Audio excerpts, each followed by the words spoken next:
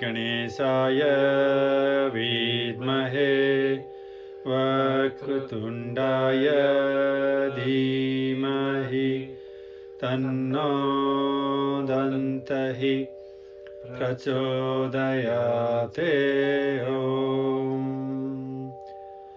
Om Tanmahesaya Vidmahe Vakvisudaya Dhimahi Tanno Sivaha Prachodayate Om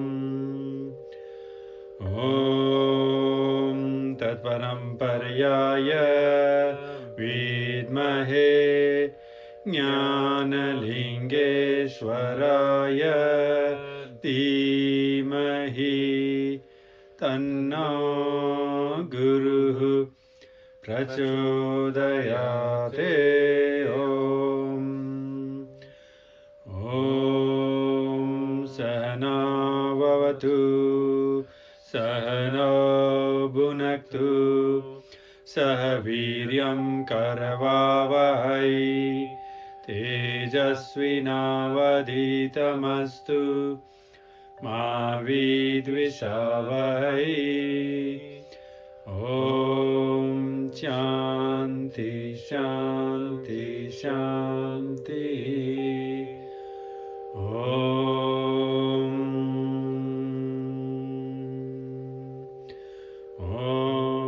Trayambakam Yajamahe Sugandhim Pushtivadanam Urvarukamiva Bandhanat Mrityurmukshya Mamritate Om.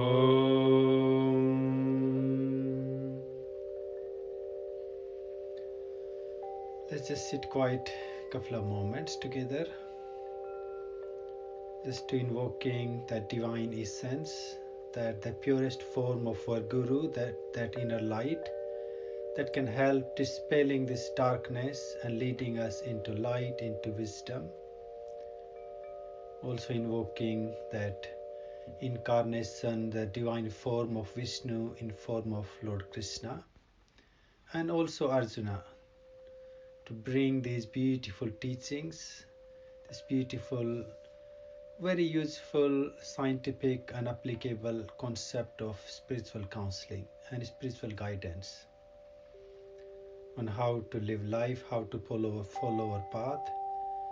And really Bhagavad Gita is one of the beautiful scripture where we have all different lessons and aspects and paths of yoga all being explained or described all in one place. It's really nice to have you all. Thank you. Namaste Amma, especially Namaste Anande. Thank you for joining. Okay, so we're going to go through a little bit of our satsang on Bhagavad Gita, and I will try to keep it really precise on chapter 2. As I mentioned, Bhagavad Gita is one of the most sacred and most beautiful Hindu text or the Hindu scripture.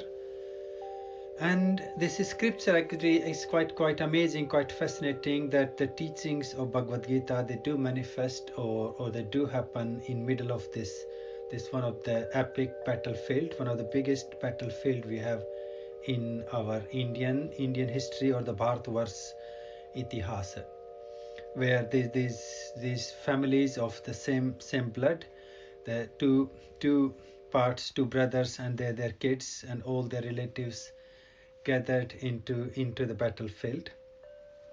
And the battlefield, this field was all really about sort of choosing the path of righteousness, and then the other path was there's two groups. One is fully engrossed into their own selfishness, their own desires, their own ego, how to take over, how to possess and take anything they wanted, the greed, the deceit, all that immoral behavior. And other side was accumulated these great warriors that who wanted to support the righteousness, to protect protect the humanity, protect the society. And in this battlefield, Lord Krishna, he takes side, or he becomes the charioteer who guides Arjuna on the battlefield. And this battlefield is really a significance of all the battlefield that we all are constantly or continuously going in our mind. The battle between our choices of right, wrong, what is pleasure, what is good. And if you look inside, if you go inward and start to listen your own thoughts and understand your choices and all those day-to-day activities, we can see that the good and bad, the right and wrong, the devil and the divine, the consciousness and the darkness, jnana, the wisdom, and then the ajnana, the ignorance, that's always in us in every moment of time. And it's really the battle that is all about how we can understand our own inner self, and then which side of us we should be nurturing or we should be looking after. I'm sure you all would have heard that story of the little boy, talking about he heard somewhere says, in all of us there is a good wolf and there is a bad wolf. And he asks his parents who or which wolf is going to win. And then the father, he had a really simple reply. He said, oh, it depends on which wolf you are feeding into, which one you're nurturing into. So this Bhagavad Gita giving us all those idea of righteousness and what is right and wrong, and also explaining that we all are different individuals, and each one of us at different time of our life need different paths and practices. So really in 18 chapters of Bhagavad Gita, in each chapter, Krishna, he takes us through completely different paths, overlapping concepts and ideas of yoga, spirituality, jnana, the wisdom, lifestyle, and all that together. Now in the first whole chapter, that was all about Arjuna. He was really sort of talking through about all the mental and emotional problems, all the confusion, the delusion he was suffering with the Maya and all that. So he explains how he was feeling. He explains his attachment with so many people. They were standing in opposition in the battlefield. And he explains how they are still his family, his relatives, his friends, and why would he kill them, or why would he take part into the battlefield, why would he be involved into all this blood, while he can just go and sit somewhere in a cave. He maybe prefer to go and do some meditation, or he talks about renouncing everything. And then he also talks about there are some great people in a position like Bhishma, one of the greatest warrior who was following truth and really doing everything right he could have done in his time. And he was his great grandparent. Then his guru himself was standing in a position. So he brings some of the ideas or concepts even of ahimsa, the non-violence, like why would he harm or why would he kill somebody just for sake of worldly pleasures, or to win the kingdom, to win the wealth and all that.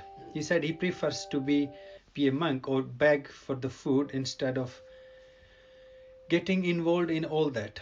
Now the greatness as the chapter 2 begins, after all this acceptance of all this inner conflict and inner problems of Arjuna, in the chapter 2 he begins with surrendering himself, or really asking Krishna, that I'm here, I'm surrendering myself, and I'm completely confused, I'm deluded, I can't understand, or I can't make any sense what to do.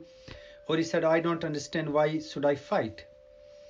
And he surrenders himself, and he tells, or he requests Lord Krishna, he said, can you please take me as your refugee, can you accept me as your disciple? I'm looking for my guru in you, I'm looking for that wisdom, please give me that wisdom. So in here, there is many different sort of commentaries, and quite a few I have studied or understand. They talk about this part of our Bhagavad Gita is so important in modern time, because in modern time, we all are jumping into one or other spiritual practices and paths, and there is so many resources available.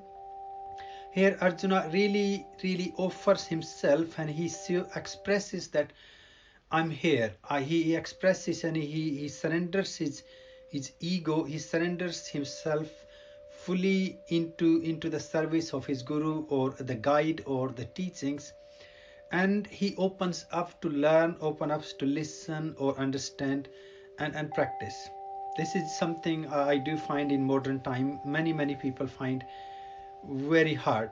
People turn up to the masters, or sometimes we open a book to read, open a scripture to read, and we seems to be trying to teach something to the book or to the teacher or to wherever we are, instead of actually listening or learning or seeing what we can take from it. So in this situation, Arjuna really offers himself fully, that I'm here. I don't know anything. I'm here to learn. As another sort of, I guess, the example we all use quite a lot. It's you're trying to fill your tea in a cup which is already full. All it's going to happen is it's going to make mess everywhere. So Arjuna really offers himself as an empty cup, as a person who knows nothing, and he asks for that guidance. He asks for that wisdom or that knowledge from Lord Krishna. And here around chapter in second chapter, around like 11th and 12th verses, that's where the true teachings of Bhagavad Gita really begins. Now it's a quite amazing thing also. Up to here, Lord Krishna does not really say very much. He was just listening Arjuna, or listening his problems. Is something I do see quite a lot in our some of the modern counseling and the therapy sort of ideas are based on that, where a counselor just sits down and listen the problems and let people come to their own conclusion. Obviously Arjuna, his pain, his understanding was too much deep, so he could not really make easy sense. Namaste Garvan. Yeah, so his pain was too deep. He could not really come up to any conclusion. So he surrenders himself. He puts his weapon down and said, "Here I am. Show me the path." And here Krishna then begins with sort of really telling him the first few verses. He talks about he says, in middle of this beautiful opportunity, the divine opportunity, where you can take a side, you can fight for justice, you can fight for righteousness, you can do the right things that need to be done by you. Here you are here to protect the society, you are here to protect women, protect children from all this injustice, all this harmony that these people are causing. And he said, oh, we can't not do it. And especially for so many of us in this situation, where we know what is right to do and how we can protect not only ourselves but also people around us, like the isolation itself, or people who still have to go out and do work. Sort of this idea of choosing the right, choosing what is good, what is really necessary for us to do, or what is necessary to be done in this situation, and following that path. So he said, in this situation you can't give up, you can't just sit down, you have to take part, you have to do what need to be done by you. And he said, it is your dharma. And he said, because you are a warrior and you got all the skills, you got all the wisdom, you got all the things that righteousness, this side which is trying to fight for the goodness, needs. And he said, as a great warrior, as the life will go on and on, you gradually will become a role model. So in another way, when you know that there are other people following you, other people are looking up at you, he said, then your responsibility of doing the right thing, doing your duty, doing your dharma, even becomes bigger, because you become the role model. There are lots of new generations, people around you, they're just going to follow and do what you're going to do. And then further he mentioned something, he said, if you not going to take part and not going to do what need to be done by you in this middle of this battlefield, in this situation, he said, oh, you're not only going to lose your fame, you're not only going to create this negative role model, but he also becomes sin. It's quite very interesting. In most of the Bhagavad Gita, Krishna uses the word sin or the papa not many times, maybe 3 or 4 times in all the 18 chapters. And here he uses the word sin in a way that he says, because you have the ability, you have the skills to protect the righteousness, and if you're not going to do that, it becomes your sin. And in many ways, when we talk about taking the side or standing for good or the right or wrong, the good or bad, he said also there is no third choice, because that's what Arjuna was really trying to take. He said, I'm happy to beg, I'm happy to become a sannyasi, I'm happy to renounce, I'm happy to go and sit and meditate somewhere in the mountains or in a cave. So he said, when it comes to making a choice between the right and wrong, the good and bad, the righteousness and the justice and injustice, there is no third choice. So you have to take side, you have to take part in one or other side. And if you're saying that I'm going to sit down and close my eyes and meditate or be neutral, he said that really means that you are taking side of injustice, and then it becomes sin.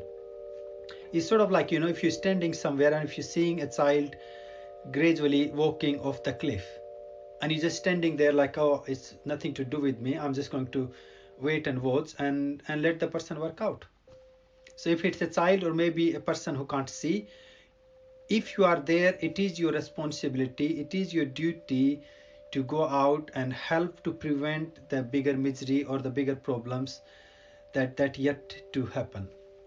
Or maybe you have some knowledge, some wisdom, some understanding or practices that can help other people. So in that way, according to Lord Krishna here, it is your duty, it is your dharma to share it. Don't keep your wisdom, your experience or understanding of good virtues, good practices just to be held in or to hold on to them. Let them to be shared by people who need it. And then here again Arjuna, he comes back and he talks about, he said, oh, still, even though he understands the concept of duty, concepts of dharma, but why still he has to fight? Why does he have to kill all these people? And again, for me the most beautiful part of second chapter begins from that point where Krishna starts to talk about the concept of Sankhya Yoga. So he starts to take us further into he says, the Atma Nityam. He said our Atma or the soul, our consciousness is eternal. As literally he goes through that fire cannot burn it, water cannot wet it, wind cannot blow it, the heat cannot dry it, or the karma. There is nothing that out there that has any effect or any influence, negative or positive, with or around that pure consciousness or Atman or the Purusha itself. Then the second element, we have the Prakriti. Through the Prakriti, which is our inherited qualities or nature, our three gunas, our Sattva, Tamas and Rajas. Through that, he said, all the material manifests, and our body also manifests through that. Our body has the sense organs, it has the mind, it has the buddhi or intellect. And because of all this Prakriti, the inherited qualities we have, we all become individual beings, and we are acting, reacting and responding in a particular or in a certain way because of all those qualities. But on top of these qualities, we also have our buddhi. Now buddhi is what we have. We have the buddhi, the intellect. This is the purest intellect, is our sattva, which comes from the cosmic wisdom or the atmic wisdom, which is all pervading, all connective, and it's really based on the essence, the purest of the truth or reality. Then we have our bodhic, so the buddhi that includes our what we call the survival instinct, our biological needs, how to fulfill them and how to live and how to grow and develop. Then we have the buddhi that we accumulate, intelligence that we accumulate through our social, educational and our family conditioning. So that buddhi affecting or influencing our prakriti or the inherited inherited nature, and that really again drives it into many different directions. And then our buddhi has the influence of our ego or ahamkara. So our ego, again here he doesn't really talk about ego being negative or positive, because our ego can be self-centered, our ego can be destructive, our ego can be constructive, our ego can be spiritual, our ego can also be social or humanitarian. And the ego also affecting or influencing or creating another layer on our prakriti. So think of our soul, our atman is surrounded or captured by into our body, just like our body is captured or closed into our clothes. So the atma or our consciousness is living in this body, and then this body is driven or driven by our sense organs, our buddhi, and our ego or our I-ness. But still Krishna says, oh, even though this is all or very complex system, but your atman has nothing to do with all this. Atma has nothing to do with all your karma. Atma has nothing to do with your intellect. Atma also has nothing to do with the fruits or outcomes. So he says Atma is, think of Atman as the pure wisdom or the consciousness or the drive force behind the life itself. So Atma has only the force to bring the life or to follow the evolutionary process. So in many ways, here I find sort of in my own meditation, or when I start to think about that, this is more or less of idea of seeing our life path, our life experience, and the journey itself becomes more important than the end goal or the experience. So he said the Atma Nityam, and Atman or this consciousness is all pervading, all eternal, and beyond the actions, beyond our karma, beyond the fruits, our ego, and all that. And he has nothing to actually do with it. It's just that cosmic, the conscious force behind it. Sort of think of if we are doing something, and in that doing moment we say, oh, I do it. So even though we say I do it, so it's our physical body, our ego, and our intellect, that the belief system that we have created is believing that I am in this action and I'm performing it. But your Atman or your conscious, your eternal soul is actually behind all that, like the witnessing awareness, something that is just watching it. Now all that we're doing, that actions, our choices, our wisdom, our thoughts, our experiences, those are just being created or accumulated as the layers of our energy, or the layers or the seeds of the karma and all the experiences around our Atman. So I guess if you use another example of Atman, the consciousness or soul, as a little candle or a lamp, and on top of that lamp you start putting the layers and layers on top of it. Now when you're looking from outward, once you have put a couple of layers on top of the candle, we see nothing. It almost looks like darkness, because we can't see through what we're looking at. But once we start taking off these layers, then you suddenly the light is there. So even though there are layers of our karma, layers of all this ego, layers of all these seeds that we are carrying, the samskaras and the conditioning, still within all this our Atman or consciousness is still pure. It is still eternal.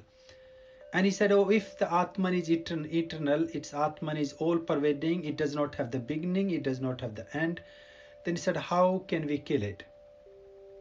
So he said, Arjuna, here you need to stop worrying, you need to stop fearing, you need to stop causing this anxiety, this fear or worry about the life or the death itself. He said, think of your death is just like your body, your consciousness or your Atman, your soul is just changing the body, it's changing the instruments, it's changing the vehicle, like every day we change our clothes. So he said, why would you be attached? Why would you be feeling this grief every time you take your clothes off? So then why would you grieve for every time your body, your Atman, your consciousness is leaving this body? So he said the Atman, the consciousness, also does not have the change, or it does not have the beginning as our body does. Our body has the change, our body has the process.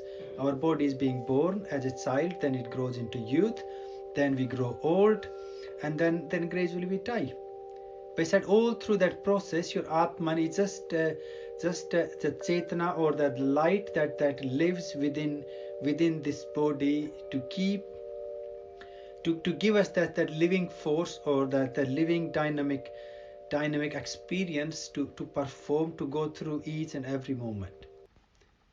But it's not part of what we do. And he said also, your Atma, your consciousness is not mixed up, or it's not the mix of our body, our life, and our ego. These are completely separate elements, and our Atman, or consciousness, has nothing to do with it.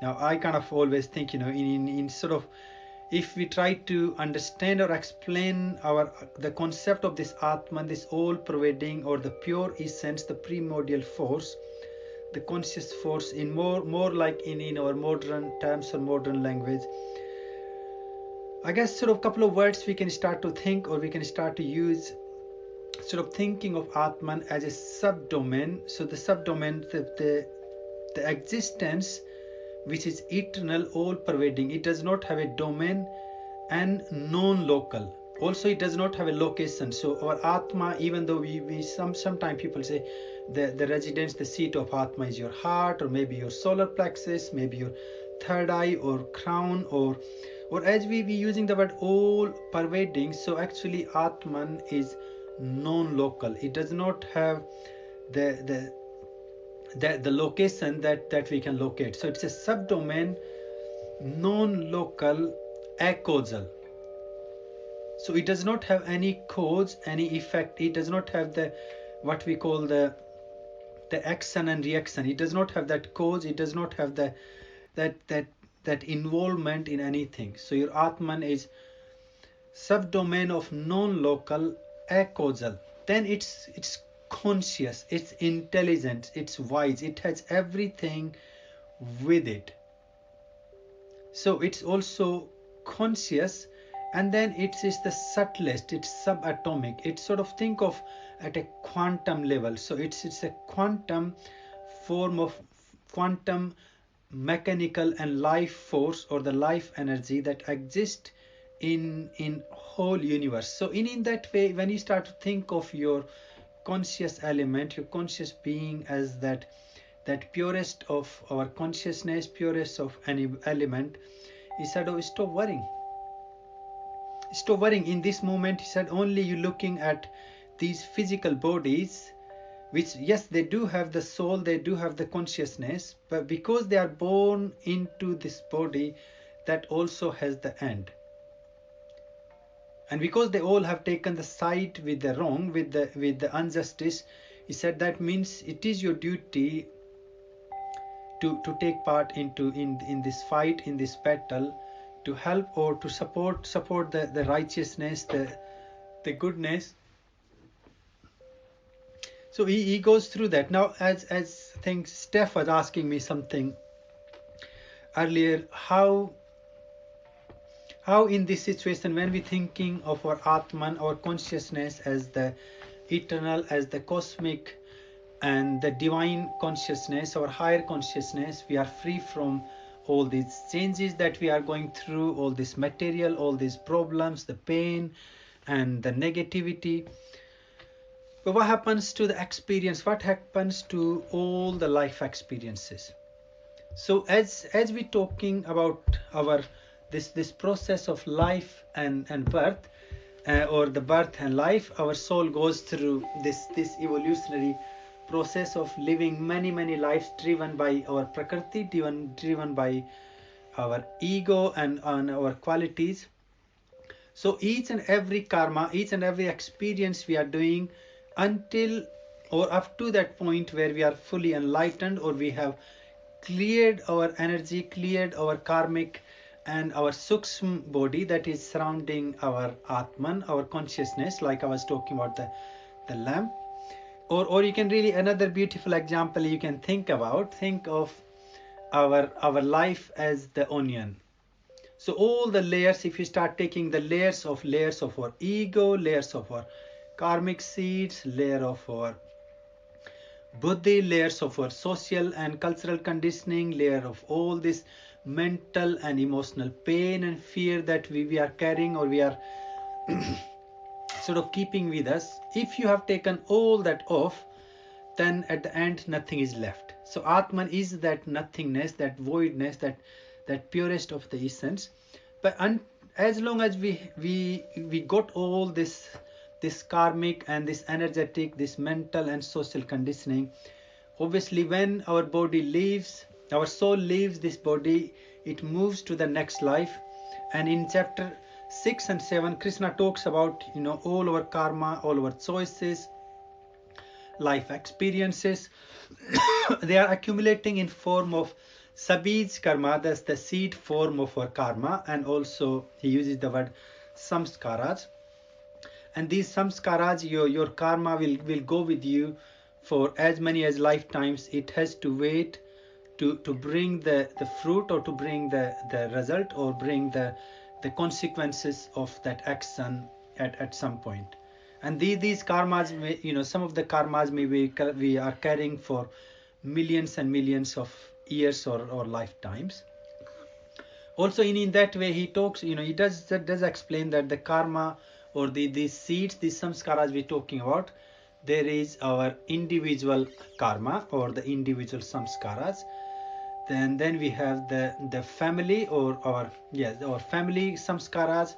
Then we have our social samskaras, and we also have the spiritual or adhyatmic samskaras. And in many ways, when you start to think of the karmic accumulation, we have individual, then with our family, then with our society, and then the spiritual or the dharmic, or the collective one. He really gives us a bit more understanding, I guess, on, if you ever think, why am I born in this situation, why am I born in this family, why am I born in this culture. So all that has something to do with these karmic, these samskaric accumulation or experiences that we are carrying, or we are holding on to.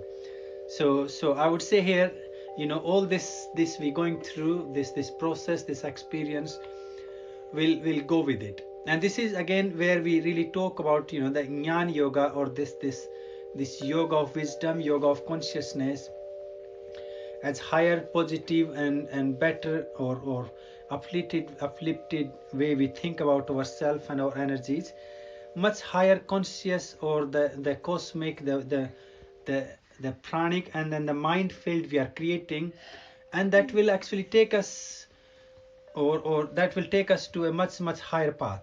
As here also Krishna talks about, following this Sankhya, this cosmic, this Jnana Yoga practices, or the wisdom ideas, even for a minute, even for as and when you can, even for a small time, even for a small frequency, will guide you through, or create you a much better, much healthier opportunity for your next life. So even a little sadhana, even a minute or two, or a smallest aspect of your sadhana, he said, it will never get wasted. It will help you to create a much better life seed, or much better life situation as you're going to go through.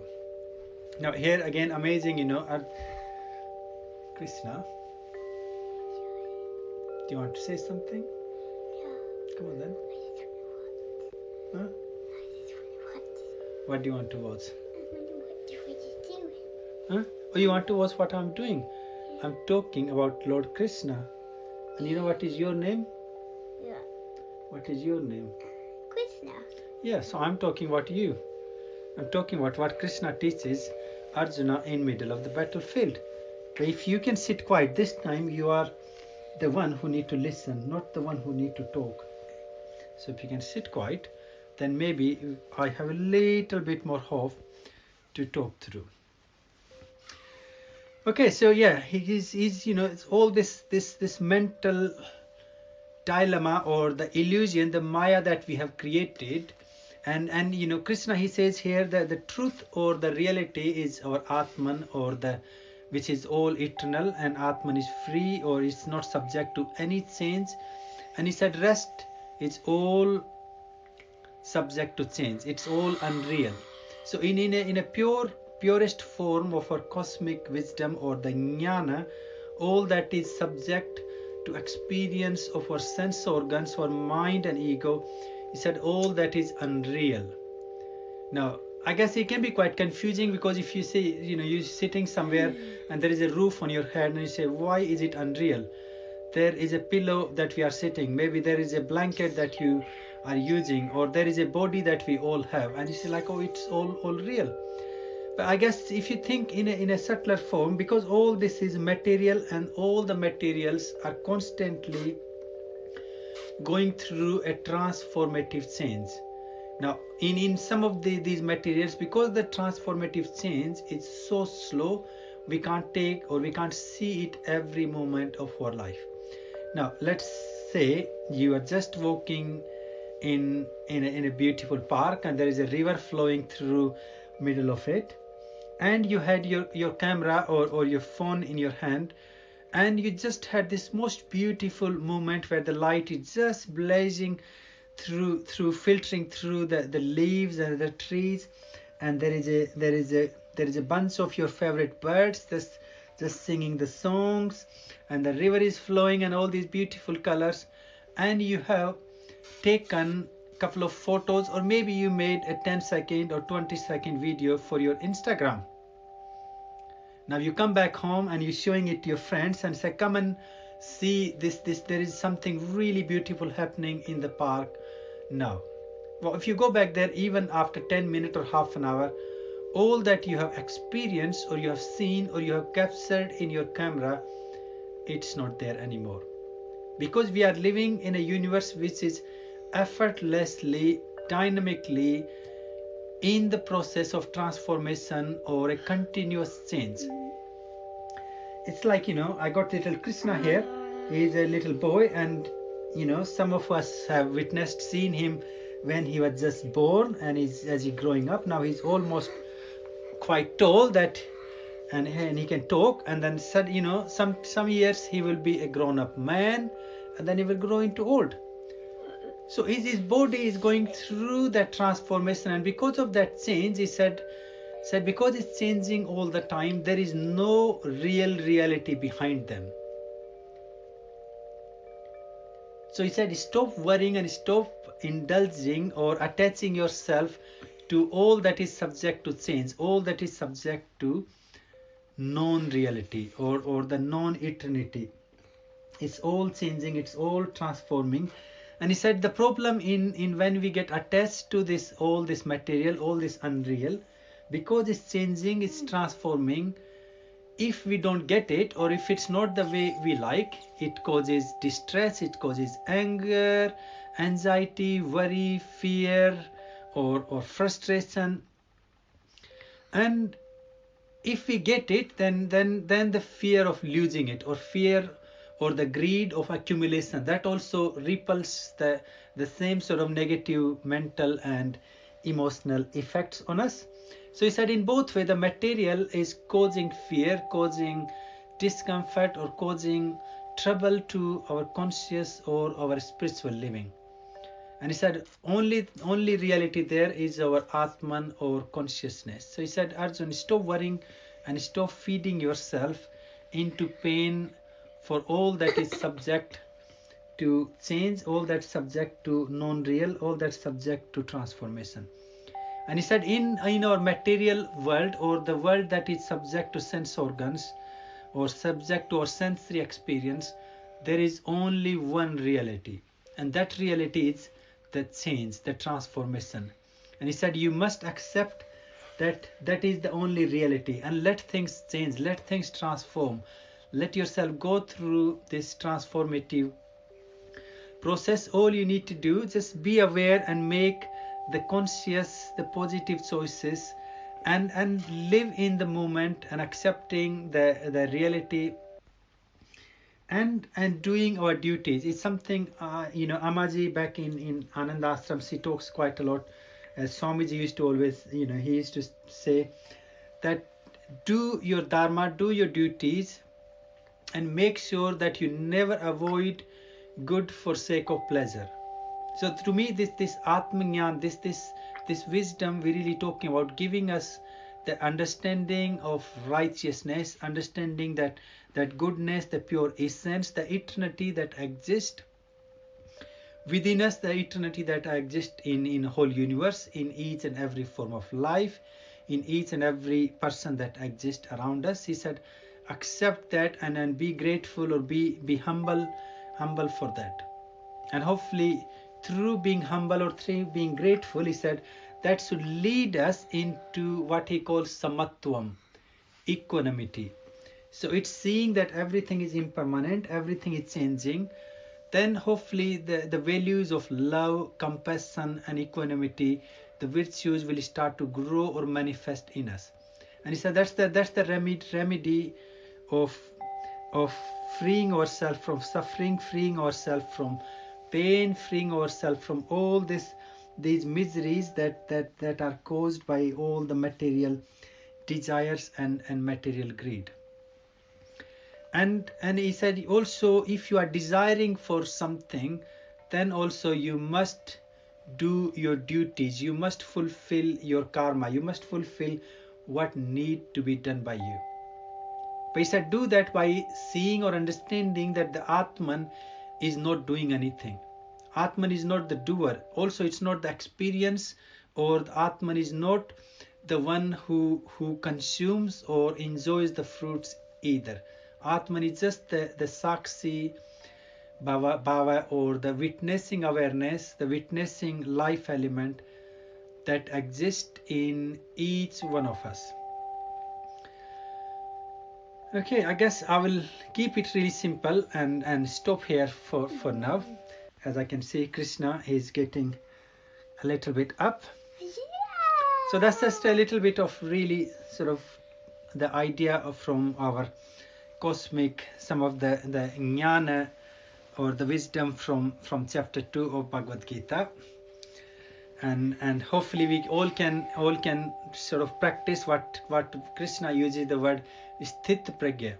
He said remain stable, keep yourself in equanimity, keep yourself in balance, keep yourself in middle path. Don't get overstressed, or don't get caught into all this mental dilemma and illusions. And he said make sure that we are continuously creating the positive thoughts, the positive wisdom, positive energy and the bliss around ourselves. We will chant our Santi mantra together. Thank you very much everyone for joining in. Come on, Krishna, let's chant it together. So we do the Loka Samasta. Om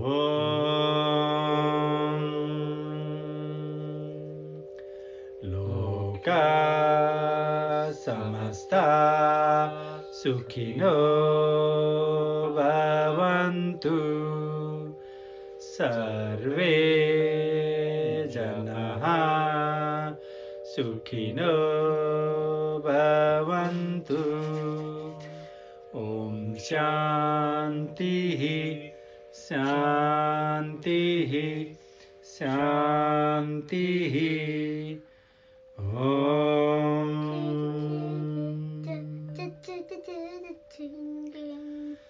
Thank you very much. Just thank you Karma Dharma. I just remember actually you were asking me about the which is the best translation on Bhagavad Gita. I guess for me, I really read the translation from Gorakhpur Gita Press of Ram Sukdas. Maybe I will post the picture or the photo of that book and see if you can get it. I'm not sure if it's available here. If not, I can definitely bring it back with me from India. But yeah, thank you very much. Thank you, Emma. Hope you enjoyed it. And yeah, please do share, and any good thoughts, any positive energy or the vibe we can share. And I have recorded our collective prayer, which we will hopefully start from tomorrow morning. Thank you, Steph. Oath said thank you to Krishna. You need to say thank you to everyone. Thank you to everyone. And say be happy and be healthy. Be happy and healthy, or else. Okay, so I will upload that and I will share it there, our collective meditation, our collective prayer together with you all. Namaste, namaste Lee. Thank you for joining in. Really good to have you all guys. Nice to connect with some of my dearest yoga souls. Yeah. Out and about. So there is lots of goodness around, isn't it, Krishna? So yeah, we will share that collective prayer and maybe we all can we can try to meet like 7 in the morning and 7 in the afternoon or evening and do it in our own place. But if you for your work or whatever reason, if that time doesn't suit, let's just try to do it every day twice in our own time. Maybe light a lamp or something. Thank you very much, Anandi. Really pleased and honored to have you with us. Thank you very much. Well, have a good rest, everyone. Good night and keep in good spirit. Om Tat Do Sat. it. Tat Sat, Krishna, Paramastu.